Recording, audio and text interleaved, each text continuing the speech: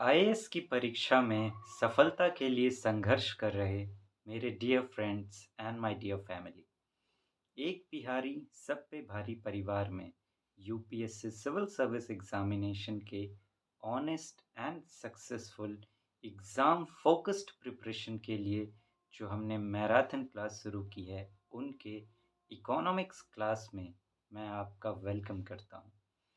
Friends, अभी हम लोग इन्फ्लेशन चैप्टर पर बातें कर रहे हैं, उनके अलग-अलग टॉपिक्स पर। पिछली क्लास में आपको याद होगा कि हमने रिकवरी पर बातें की थी। पहले इकोनॉमी में डिप्रेशन पर बातें की, फिर रिकवरी पर बातें की। पिछले के पिछले क्लास में डिप्रेशन, फिर रिकवरी और फिर बूम। आज हम लोग बूम पर बातें करेंगे। ये पिछले 2 क्लासेस की याद मैं आपको क्यों दिला रहा हूँ? क्योंकि ये तीनों कॉन्सेप्ट्स आपस में जुड़े हुए हैं। डिप्रेशन होता है, इकोनॉमी डिप्रेस्ड हो गई है, तो उसका रिकवरी किया जाता है और रिकवरी के ही आगे का स्टेप है बूम। तो आइए समझते हैं कि ये बूम क्या है। बूम के फीचर्स को देखते हैं कि कैसे पता चलेगा कि मार्केट में, इकोनॉमी में बूम आ गई है। N accelerated and prolonged increase in demand. जब डिमांड की गियर ज़्यादा हो गई, कहने का मतलब जैसे हम गाड़ी चलाते हैं तो कैसे अपने गियर को बढ़ाते हैं, first gear, second gear, third gear, fourth gear, अब तो फिफ्थ भी आने लगी है। तो डिप्रेशन एक तरह से आप समझिए कि रिवर्स गियर, रिकवरी फर्स्ट और सेकंड गियर आप मान सकते हैं, और ये जो बूम है ये थर्ड, फोर्थ, फिफ्थ इस तरीका का गियर है। तो होता क्या है इसमें कि डिमांड जो है वो बहुत ज़्यादा बढ़ जाती है और बहुत स्पीड से बढ़ती है और लंबे टाइम तक बढ़ी हुई रहती है। तो ये इसका थोड़ा-सा एक्स्ट्रा फीचर, एक होता है नॉर्मल डिमांड, कि डिमांड थोड़ी-सी बढ़ रही है, थोड़ा-सा नॉर्मल से ज़्यादा बढ़ रहा है। लेकिन इसमें क्या होता है, बहुत ज़्यादा डिमांड बढ़ जाता है और बढ़ता ही चला जाता है और लंबे समय तक बढ़ता रहता है। ऐसा जब हो इकोनॉमी में, तब समझिए कि बूम की स्थिति आ गई है। इसमें और क्या होता है, डिमांड एक्सीड्स सप्लाई, कि डिमांड इतनी बढ़ जाती है कि वो सप्लाई को ओवरकम कर जाती है, सप्लाई के पार हो जाती है। उतना सप्लाई अब इकोनॉमी में नहीं है जितना डिमांड हो गया है। ये इसमें एक बहुत बड़ी बात होती है। Inflation starts going upward. Inflation जो है वो बढ़ना शुरू हो जाता है बहुत ज़्यादा। ऐसा कैसे हो सकता है? अब देखिए, डिमांड जब जनरेट होगी, बहुत ज़्यादा डिमांड होगी और क्या हुई कि डिमांड सप्लाई से ज़्यादा हो गई। सप्लाई से ज़्यादा डिमांड हो रही है, तो अब एक कल्पना कीजिए आप, और ये प्रैक्टिकल बात है, एक एग्ज़ाम्पल लेकर समझने की कोशिश करते हैं कि एक दुकान है, मान लेते हैं राशन की दुकान है, वहाँ चावल बिकता है। अब नॉर्मल डिमांड में क्या था कि होता ये था उसके दुकान में कि 100 लोग आते थे और 1-1 केजी चावल खरीद के जाते थे। ये नॉर्मल डिमांड का सिनेरियो है। 100 लोगों का 1-1 केजी चावल का डिमांड था। अब हुआ क्या कि लोगों के पास पैसे बहुत आ गए। डिमा बूम में यही होता है कि लोग, मनी सप्लाई बहुत मार्केट में बढ़ जाती, तभी तो लोग ज़्यादा डिमांड करते हैं। अब हुआ क्या कि उनको, उसके पास 10-15 कस्टमर और एक्स्ट्रा आ गए, लेकिन उसके पास चावल की सप्लाई 100 केजी ही है। अब 100 लोग थे, अब मान लेते हैं कि 110, 115 या मान लेते हैं 125 लोग आ गए। तो अब वो 25 केजी और कहाँ से लाए? 25 केजी उसके पास है ही नहीं। तो अब होगा क्या?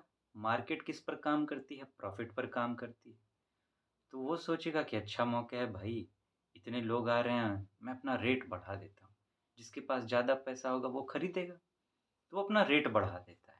तो इन 125 में जो उसका रेट भर सकता है, वो उसको पैसे देता है, या तो ये होगा या फिर लोग थोड़ा कम खरीदेंगे, ये होगा।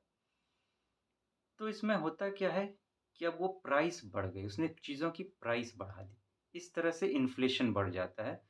तो ये तो सोचिए, मैंने एक दुकान की एग्ज़ाम्पल ली, छोटा-सा बूम कि मैं बात कर रहा हूँ पूरे इकोनॉमी की बात कर रहा हूँ, तो पूरे इकोनॉमी में हर जगह ऐसा होता है। तो आप सोचिए हर जगह प्राइस राइज़ हो रही है, तो इन्फ्लेशन कितना बढ़ जाएगा। तो वही बात की जा रही है, इन्फ्लेशन मतलब कीमत बढ़ना। Inflation starts going upward.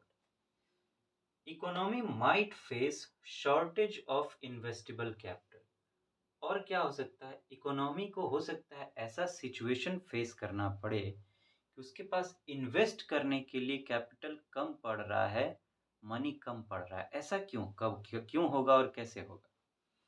अब देखिए, जब इन्फ्लेशन बढ़ जाएगा, इससे पहले हमने बात की कि इन्फ्लेशन बढ़ेगा, तो आरबीआई को गवर्नमेंट ने 2 काम दिए हुए हैं, रिज़र्व बैंक ऑफ इंडिया, कि एक तो आपको ये देखना है कि हमारा ग्रोथ होता रहे और दूसरा इन्फ्लेशन कंट्रोल में रहे। ये 2 काम आरबीआई के। तो इन्फ्लेशन कब होता है, जब मार्केट में मनी सप्लाई बहुत बढ़ जाती है, उससे लोग ज़्यादा डिमांड करने लगते हैं, सप्लाई से ज़्यादा डिमांड हो जाता है। तो इन्फ्लेशन को कंट्रोल करने के लिए आरबीआई क्या करती है कि वो ऐसा कुछ करती है कि मार्केट से पैसे को वापस खींचा जाए। मार्केट में ज़्यादा पैसा ही नहीं होगा तो लोग डिमांड कम करेंगे, तो इन्फ्लेशन कंट्रोल में आ जाएगी। तो इसके लिए वो करती क्या है कि इंटरेस्ट रेट बढ़ा देती है लोन्स पर। तो अब मान लीजिए आप लोन ले रहे थे, उस पर नॉर्मल इंटरेस्ट आपको देना पड़ रहा था, अब आपको ज़्यादा इंटरेस्ट देना पड़ेगा। तो होगा क्या, जब ज़्यादा इंटरेस्ट देना पड़ेगा तो लोन लोग कम लेंगे, तो कम लेंगे तो मार्केट में पैसा ज़्यादा बाहर नहीं निकलेगा। और दूसरी तरफ से आप जानते हैं लोग पैसा कमाते हैं तो कई लोग बैंक में वापस से डिपॉज़िट भी करते हैं। तो एक तरफ लोग पैसा कम निकाल रहे हैं, दूसरी तरफ से डिपॉज़िट तो होता ही रहता है।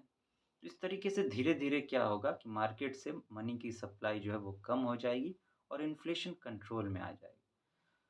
तो इन्फ्लेशन जब बढ़ता है तो आरबीआई को इंटरेस्ट रेट बढ़ाना पड़ता है, मैंने कहा। तो लोग कम लेंगे पैसा, कम लोन लेंगे, तो जब कम लोन लेंगे, कम पैसा लेंगे, तो क्या होगा, शॉर्टेज नहीं हो जाएगा इन्वेस्टेबल कैपिटल का? जो पैसा इन्वेस्ट करना है उसकी शॉर्टेज हो जाएगी, तो इस तरीके से शॉर्टेज होता है। दूसरा, लोअर सेविंग्स, सेविंग कम। क्यों? क्योंकि चीज़ों की कीमतें बढ़ गई। पैसा तो है लेकिन कीमत भी बहुत बढ़ गई। तो जहाँ हम पहले कम कीमत पर चीज़ें खरीदते थे तो थोड़ा पैसा बचा लेते थे, अब उन्हीं को ज़्यादा कीमत देनी पड़ रहे हैं हमें, तो पैसा बच नहीं पा रहा है, तो सेविंग कम हो जाएगा। Falling standard of living. अब किसी की इनकम थी, मान लीजिए जितने भी नॉर्मल इनकम मान लेते हैं, किसी की 5,000 रुपये इनकम थी मंथली। 5,000 में वो जब नॉर्मल सब कुछ रेट चल रहा था प्राइस, तो वो अपने पसंद की चीज़ें खरीद रहे थे, खा रहे थे, इन्वेस्ट कर रहे थे। अब कीमतें बढ़ गई, लेकिन उनका इनकम तो नहीं बढ़ा है, इनकम तो लगभग उतना है। महँगाई जिस रेट से बढ़ती है, इनकम उस रेट से नहीं बढ़ती। तो ये तो बूम का पीरियड चल रहा है, रेट अचानक से बढ़ गए हैं, लेकिन पैसे तो उनके पास उतने ही हैं। तो अब उनको क्या करना पड़ेगा? या तो जो आप पहले से कंज़्यूम कर रहे हैं, जो सामान आप ले रहे हैं, वो कम लीजिए, या फिर लो क्वालिटी का सामान लीजिए। दोनों ही केस में उनकी स्टैंडर्ड गिरेगी, तो स्टैंडर्ड ऑफ लिविंग इस तरीके से कम हो जाता है। Creation of a sellers market. Market जो है वो पूरी तरीके से क्या हो जाएगा, एक सेलर्स मार्केट में क्रिएट हो जाएगा। सेलर्स मार्केट कहने का मतलब कि अब मेन जो कमांड है वो सेलर्स के हाथ में। कंज्यूमर्स क्या कर रहे हैं, डिमांड करेंगे, लेकिन सेलर के पास जितनी सप्लाई होगी उतनी ही तो वो देगा।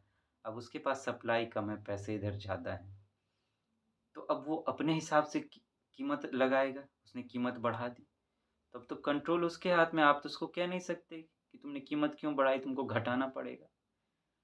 तो लेकिन आप वो तो अपना बढ़ाएगा, लेकिन और आपको भी सामान खरीदना है, बिना सामान खरीदे आपका भी काम नहीं चल सकता। बिना दाल रोटी के कैसे काम चलाएँगे, या बिना सामान के कैसे काम चलाएँगे कोई भी। तो कमांड जो है वो सेलर्स के हाथ में आ जाती है, जो बेचने वाले हैं। इसीलिए वो जो मार्केट है वो एक सेलर्स मार्केट में बदल जाता है। जब ये चीज़ें आपको देखने को मिले मार्केट में, तो समझ लीजिए कि सिचुएशन क्या हो गई है, बूम की स्थिति आ गई है। पहले डिप्रेशन, फिर रिकवरी और बढ़ते-बढ़ते वो हो गई boom.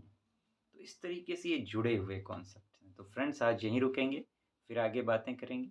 Take very good care of yourself. Thank you so much. Have a nice day.